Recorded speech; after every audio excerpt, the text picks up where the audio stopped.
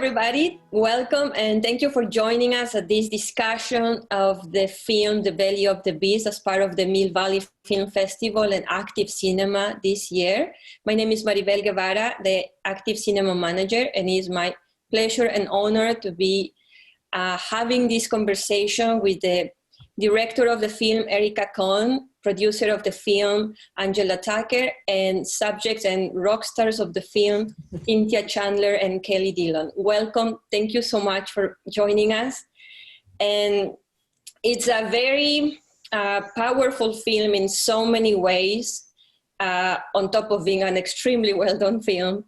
So, and as we were chatting before, there's been so many relevant things going on right now, but I think I would like to start by asking, how did the film come about, Erika and Angela?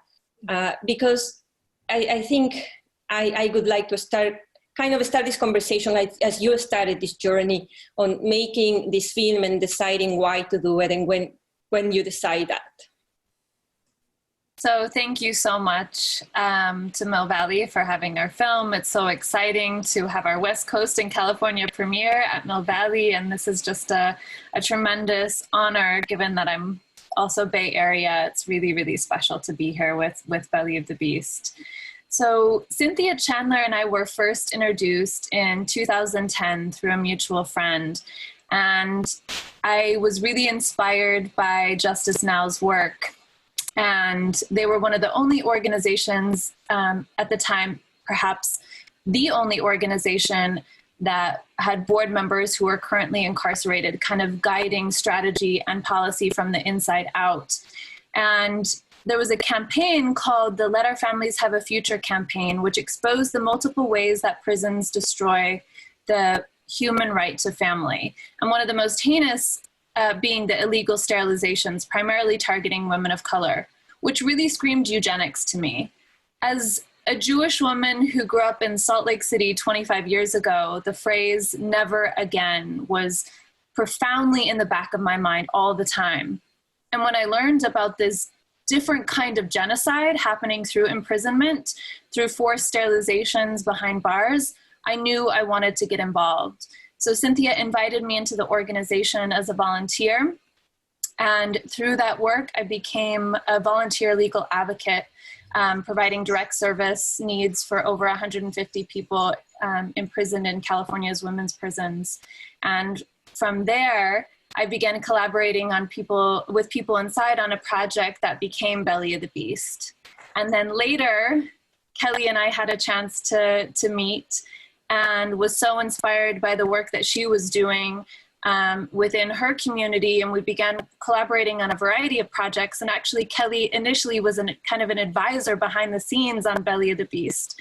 And the more that I learned about her story and really kind of catalyzing the discovery for Justice Now to begin investigating the illegal sterilizations in prison and meeting other survivors, I knew that Kelli had to be the center of this story, and her just dedication, selfless advocacy for others really provided the backbone of the story.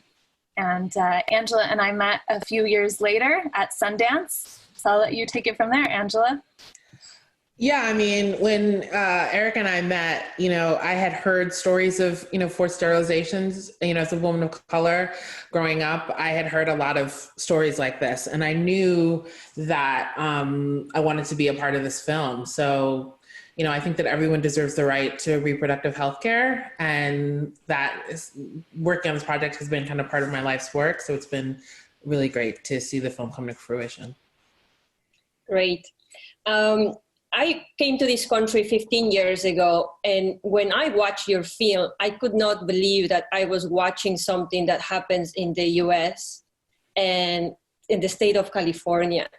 So, and I'm probably not alone, and I'm sure a lot of people that have watched your film and will watch your film in the future are gonna ask this question: how is this happening, and why is it still, I don't know, this is something so present? And maybe Cynthia and Kelli, you can help people like me understand better why are these systems in place and are still affecting and harming so many women. Mm-hmm. Kelli, do you want to go first? Yeah, I would like, because you explained fascism so well, so please go. Okay, no, I think that eugenics has been so intractable and keeps rising up despite the disrepute it gained after World War II and the shame and horror over the Nazi regime. Despite that, it's been pervasive and continued specifically against women of color and disabled people because white supremacy and white nationalism is so entrenched in the history of this country. And white supremacy infiltrates all of our institutions, obviously prisons and detention centers, but also families. And who has the power to decide when and if and whether one is going to have a family, a legacy, and a future? And what's really going on is the state deciding to say no. You know, communities, specific communities of color targeted for imprisonment, targeted for detention. Now we're seeing also, you're not allowed to have a future. We want to destroy your culture, really. And I think that that's what's at the root of this. And so challenging eugenics, challenging sterilization abuse is really about challenging white nationalism. Kelli, would you like to add to that? I mean, like, how do you follow that up? That was it. That was it in a nutshell. You know, all I can do is just say I agree with Cynthia saying about white nationalism, and I want to take it back to the comment that you made that how could this be happening in the state of California? And to me, it is I know we sell this American dream and that you can come over to the United States and you have all this freedom. We are the country of liberty, life, and the pursuit of happiness, and that's just not the case. That's the buy-in that I believe people, that this nation has put out there to get immigrants and to get people of color to come to this country so they can exploit them.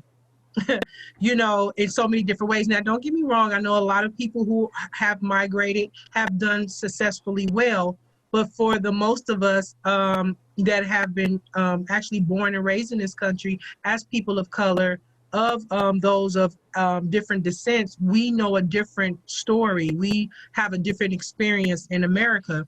And people have this idea that out of all the states, that California is the most laid back and most liberal state within the United States. And you come to find out when you really dig in the history of the state of California, you find that we have the most horrific, most racist, eugenic practices and systematic racist laws in place. I do want to remind everyone who's listening and watching that California is coined the prison capital of the world. Okay, so I just want to let you know that. Thank you. I think one of the great achievements, Erika, you made with the film is that as you just said it too, it truly feels like a very collaborative project. I feel, and I think I can see that you accounted everybody's voices in order to tell the best story, and you were obviously very good at listening to them. But how hard or how easy was to gain the trust of somebody like Kelli and other women in your film to trust you to tell their stories? Mm-hmm. How was that process? Well, I'll let Kelli and Cindy speak to that as well. I mean, this film, it was so deeply important that I was embedded in the movement and a part of the movement and providing direct services as a volunteer legal advocate and as a prison abolitionist and someone who cares deeply about this work. And so this is a little bit of a different process than other films because I was so deeply embedded as a part of the team and as a part of the movement. So Kelli, Cindy, I'll let you speak more to that. You go. Oh, thanks, Cynthia. Yeah, I just want to say for me to trust Erika, like for me, to trust Erika, it had to be that I found that she had a compassion and a real, true empathy for what was happening and a concern for what was going on with me and my fellow sisters that was incarcerated. Me already meeting Cynthia, having heard about her, she was the talk in prison about, you got to meet this lady. She's for prisoners' rights, and you just got to meet her. She already had what we call street cred. She already had street cred or prison credibility. And so it was easy for me and she was already labeled as an ally for us, that was not scared to go up against CDC. So for me, it was naturally for me to gravitate to her. But meeting Erika, someone who was detached from the prison system, not really understanding the culture and the lifestyle that most survivors go through, and to have this extreme amount of empathy within her, I immediately gravitated to her, and I told her that the only way I would do this film and the only way I would continue to allow myself to be documented is that if you had a hand in it and you had a part in it, because other than that, I had already, I had started protesting that I was tired of talking to people and I didn't want to do any more interviews on this subject. So really, Erika came along as a lifesaver for the movement as well. And if it wasn't for, I think Belly of the Beast and the making and the documentary of this film actually carried the movement and the work that me and Cynthia and Justice Now and all of us was doing. It carried it a lot further than it probably would have went had it just been us. So I think that for me, I feel like it was destiny. Like it was meant for us to come together on so many different levels. And the one thing I can say is that everybody respected each other's lane. Everybody respected each other's expertise. And each one of us, outside of director and the producer like Angela and Erika and Christine and everyone who worked on the film, me and Cynthia was really allowed to guide, like she say, direct, edit the movement of the film as well. They gave us a lot of editorial control on the film, and I appreciate that because it allowed us our story to not be exploited, but to actually be told. Yeah, I want to echo that and just add in that there's another layer which is not probably as deep and significant as Erika and Angela being able to gain the trust of people in prison and people like Kelli who were recently out of prison when the filming started, which was, could those of us who were even just part of this movement challenging imprisonment trust these filmmakers? And you have to remember go back 10 years, which was kind of also the reality TV heyday where there was a lot of attention in creating explosive television, explosive media, and the idea of prison industrial complex abolition or talking about sterilization abuse was completely foreign. I mean, it was before the Me Too movement. The level of misogyny, even within the social justice community, was much higher than it is even now. And it was certainly before, say the New York Times or other media were even talking about prison abolition. It was just not even heard of. And, it took a lot for our organization, a grassroots organization that had real leadership of people of color who were in prison and formerly in prison to be able to trust our movement to this film.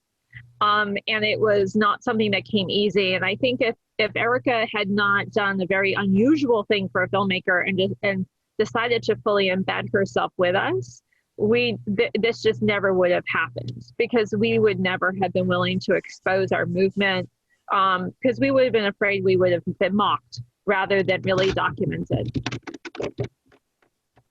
Wow, that is really wonderful to hear. And of course it shows. When I usually have my conversations with films that, are all about activism and things, I will ask, how things have changed since the film has been out or since you filmed. And I'm afraid I know the answer. But I would like you to maybe let us know where do the reparations, that is something I know the movement is really looking for. Where are the accountability for the people that have been in charge of these horrible actions are, and And what's the future? Where are we? And maybe we can talk about what can we do later. So I'm gonna go first, and I'm gonna speak for, as you said, the reparation part. What we're trying to do, and I know that that word reparations, it means so many different people. It means so many different things for people, especially people of color, African American people, because when you hear the words reparations and you connect it to anyone of African American or of African descent color, you think about slavery, or you think about people going after that. But that was what the bill was called. It was called reparations for survivors of forced sterilization. But as you say, we're seeking compensation, number one. So I'm speaking for a survivor because I know that we want some goals for the film, but then we also have separate goals for the survivors. So I'm gonna speak for the survivors that we want compensation for some of the damages that was done. And people need to understand that part of the compensation is not just the fact that we're seeking money for survivors, but there's like a couple millions of dollars that will actually go towards California funding a committee that will seek out the survivors, and the survivors that wasn't even told that this thing has happened to them, because California is also hiding the names of those survivors under medical confidentiality policies and procedures. So part of that money will go towards, and I know it seems kind of like it shouldn't even happen this way, but that we have to pay CDC to actually correct their wrongs, or pay California to correct their wrongs, but partial of that money will go towards them having to identify the some of the sterilization and tubal ligation survivors, acknowledging them, and then giving them an opportunity to gain compensation as well. And then the rest of that will go towards survivors. And we want accountability. We want California to truly acknowledge, not in just a Huffington Post or a Washington Post, that this happened, but that actually to give us a actual acknowledged apology, a public apology for what has happened. And I'm just going to speak for the survivors, and I allow Cynthia to speak, and Erika and Angela on that. So I think the film took about 10 years to make, but it covers about 20 years of activism from me and Kelli meeting and growing up with one another, frankly.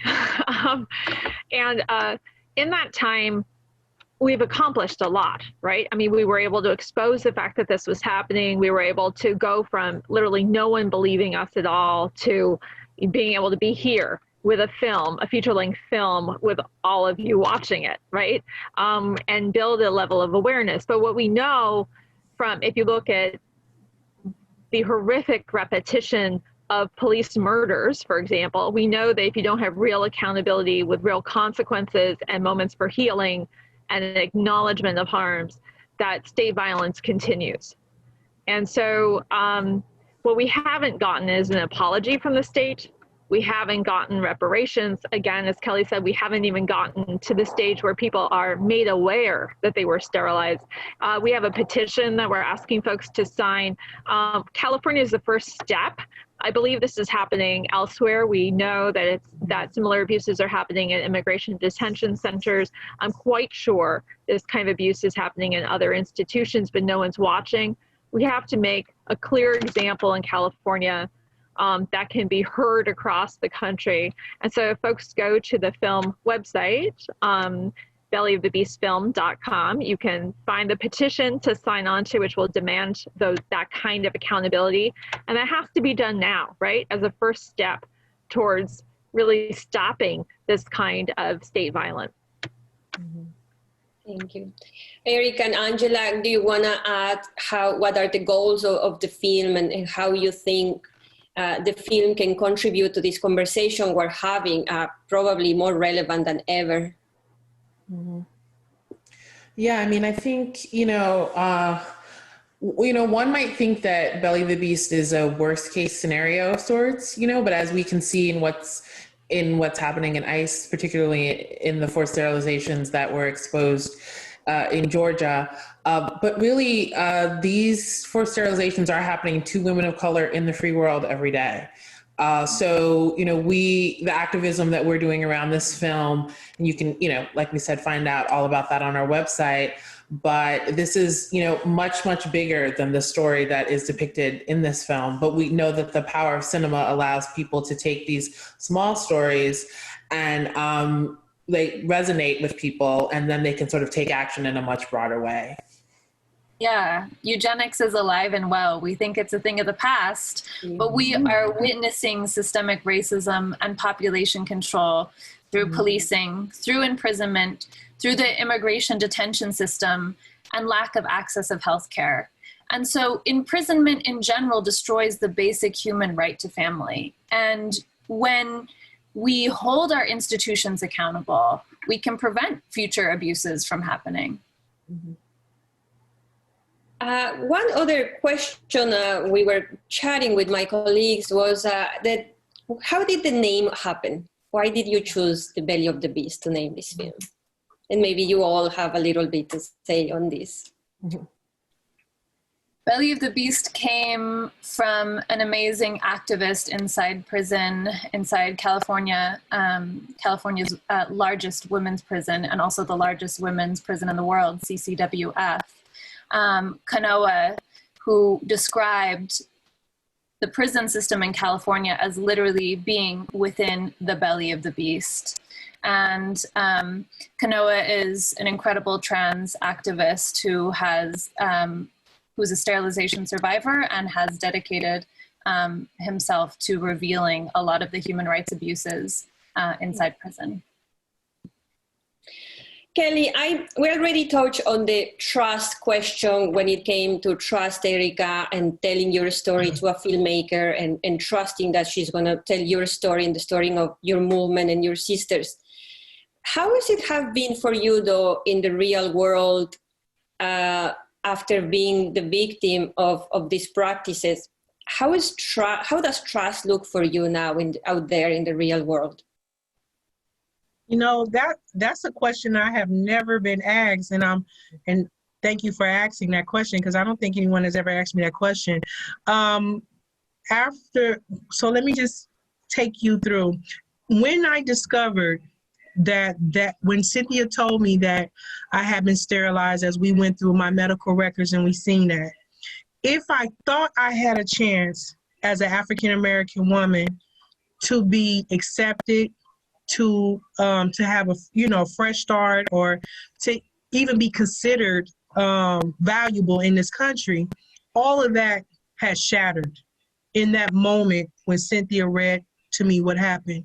Because in that moment, I knew that I had been intentionally sterilized because I was an African-American woman.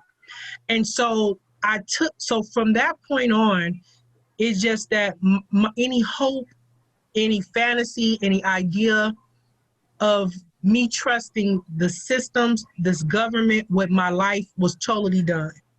It affects me to this day when I go to when I have regular primary care doctors. I don't trust them. Even though I know I have to see them for physical therapies and whatever, I don't know if who's part of the agenda, who agrees with these systems of practices that goes against their oath and their humanity. Here we had nurses, we had physicians, we had surgeons that took an oath and still felt that what they were doing was within their own power and right to do so. So now I don't trust any system. I don't trust law enforcement, because even though they say on the side of their car, especially in Los Angeles Police Department, to serve and protect, and we know that they have neglected and abused. So it's at this point, when it comes to any faith that I have in our government, in this moment, in this time, as an African-American woman, I have no faith, I have no trust, and I am afraid. And like I've said it before, that I come across very strong, very brave, And maybe that's what gets me through the day. Maybe that's what gets me, you know, the courage to actually continue to advocate and come on like a platform like this and speak my truth. But when I go outside, I feel like a target. And the reason why I feel like a target, because this sterilization, it confirms that I am. So. Thanks for sharing that. I wanted to talk about men, because you are all a wonderful group of women. Most, I believe, film crew are women. Mm-hmm. As a woman, I feel I understand a lot of the conversation. Of course, I have not been in your situation, Kelli, but you can, as a woman, you understand, you know, your body, your wish to have a family, dreams, frustrations. And I wonder if there's any way that you think men understand what you all are saying in this film, because at the end of the day, they are the ones making these decisions, aren't they?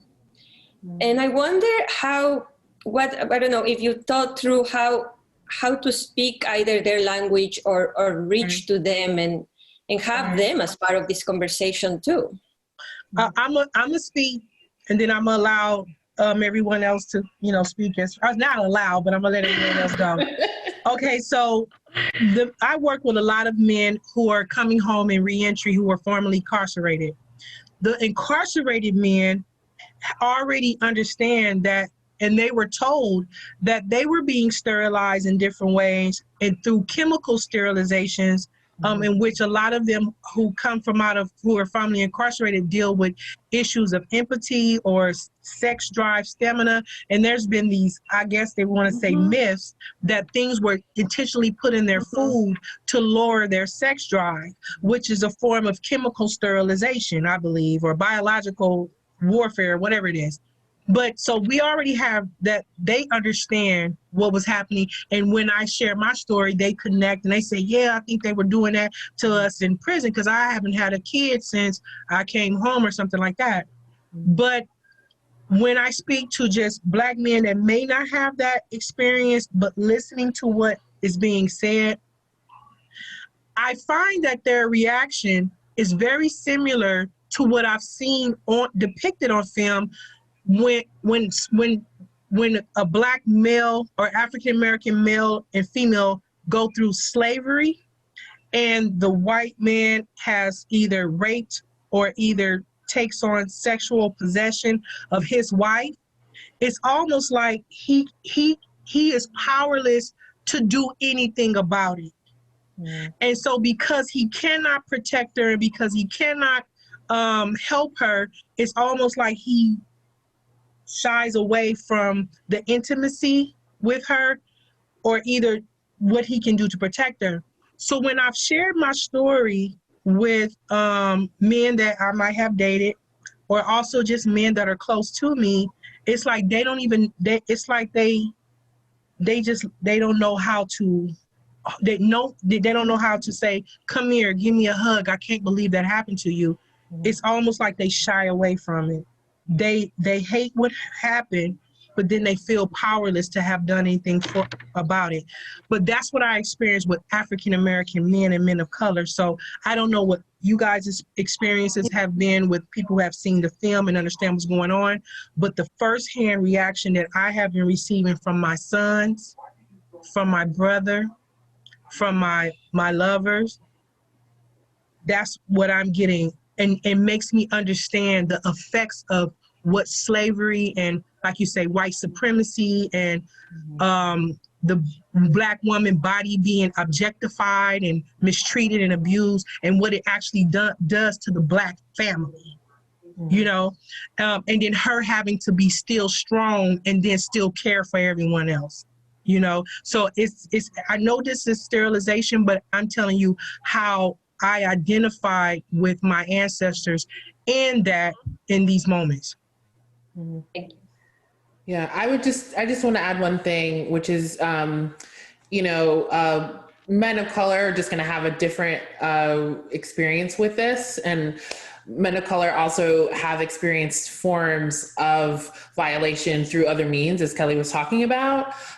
So, you know, if you're talking about how does a white guy feel about this, I mean, I can't speak to that, but I will say that I think it's important to have these conversations, to educate as many men as you can about eugenics and understand that there's going to be a huge learning curve.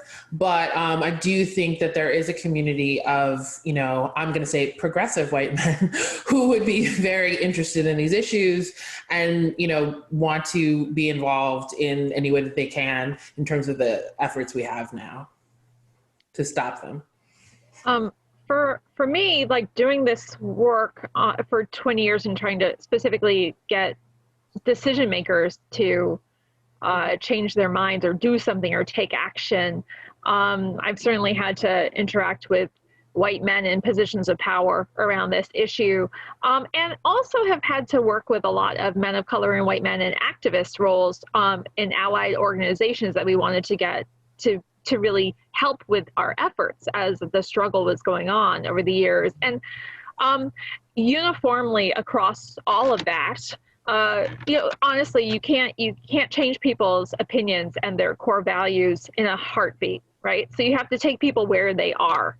And the messaging that was most successful and appealing across the board with dealing with men from a wide range of perspectives was to really emphasize, if they couldn't really hear what I was saying, to emphasize that this rendered women rapeable. It seemed to appeal to a level of chivalry, which is frankly rooted in misogyny. But if that was what got them to take action, that was what I was going to appeal to. And so I had a lot of conversations, I would say, in the first 10 to 15 years of doing this work with men, specifically getting them to care because this would render women rapeable.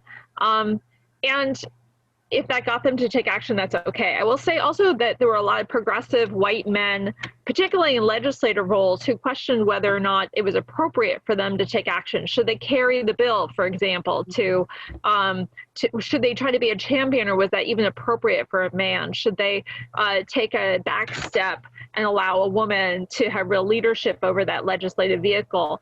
And I think that the conversations I had with two legislators in that arena was like, first of all, we just wanted anyone to carry the bill. Frankly, we couldn't really choose at that point. Yeah. but more importantly, these things won't change unless men, and specifically white men, take action, right? Just as it is white people's responsibility to challenge white supremacy because white people are the people maintaining it, it is men's responsibility to challenge gender oppression because men are the people maintaining it. So I think I had multiple conversations with people around that. There was a lot of concern around optics. And ultimately, though, we had a lot of allies in men along the way that were really crucial and critical to the success that we've been able to have so far. And I'm sure will be critical to the success we have moving forward. I also want to add to this conversation that at its core, everybody deserves the basic human right to family, and imprisonment destroys the basic human right to family. And recently we heard news about the Kenosha sheriff making the connection between locking up men to keep them from reproducing. And that is a broader conversation about imprisonment equals sterilization. If you are locked up throughout your reproductive capacity years as a woman, or if you are locked up as a person and you are unable to reproduce, therefore that is a form of sterilization. So I think in the context of broadening this beyond this being a quote, like reproductive health issue, it's an issue of basic human right to family and how imprisonment destroys that right.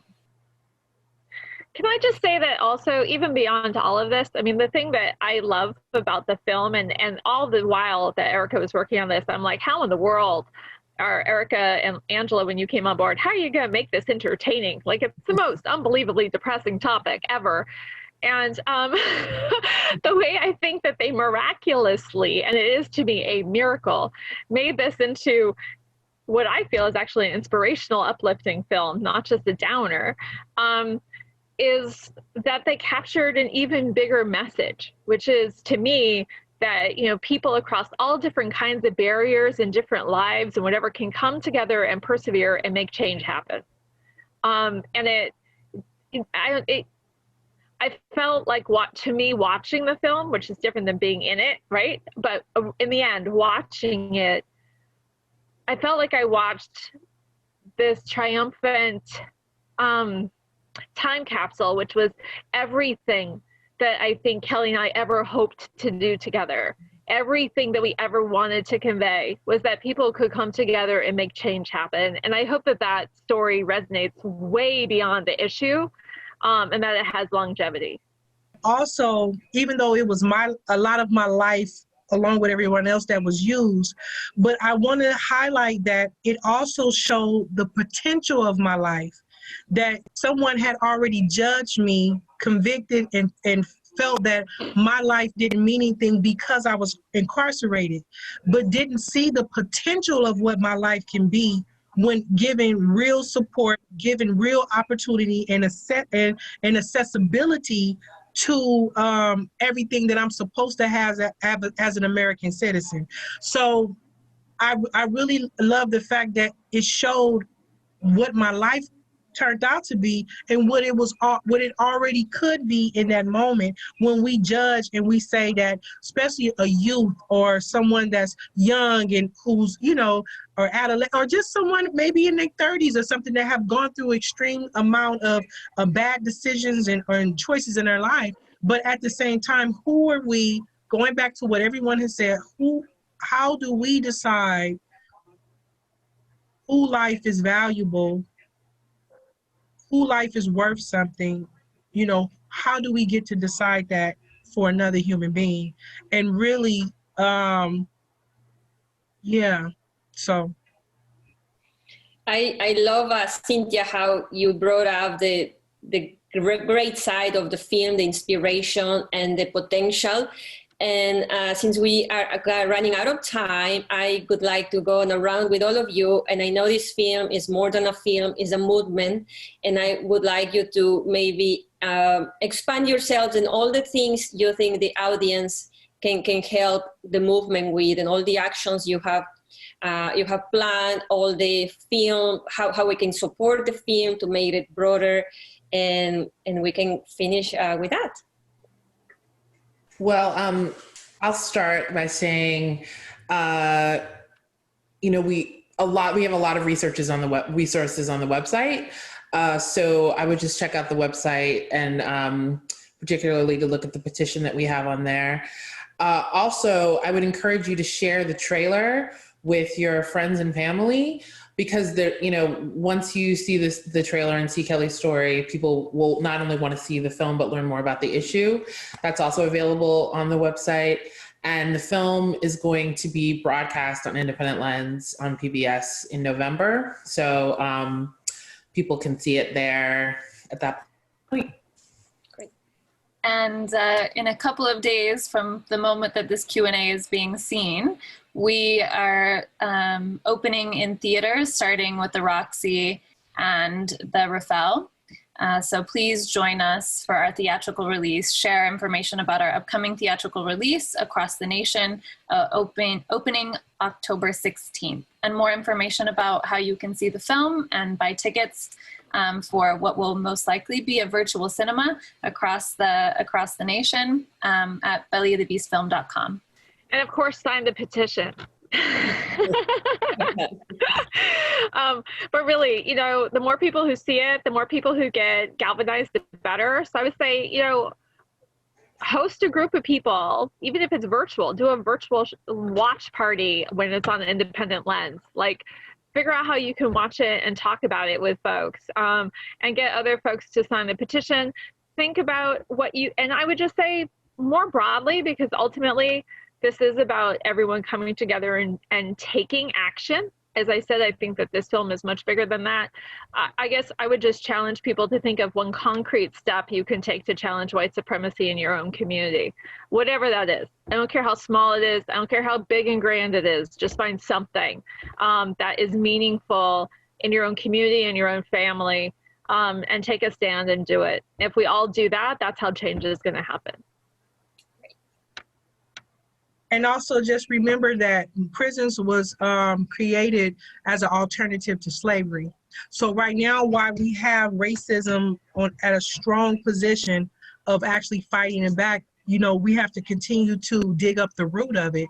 And part of this film is, like Cynthia said, galvanizing, organizing, is to really address racism while we have the opportunity and have a strong hold on it. And I just really think that watching the film, supporting the petition, and also looking into the medical practices of what's going on in your prisons and your local detention centers, and we have also community prisons, private owned community prisons, and where some of these things are happening as well. And so, yeah, thank you so much though for having us. Thank you. And we really wish you the best for the film and the movement. And we will be supporting you and cheering you up behind. Thank you so much. Thank you. Thank you.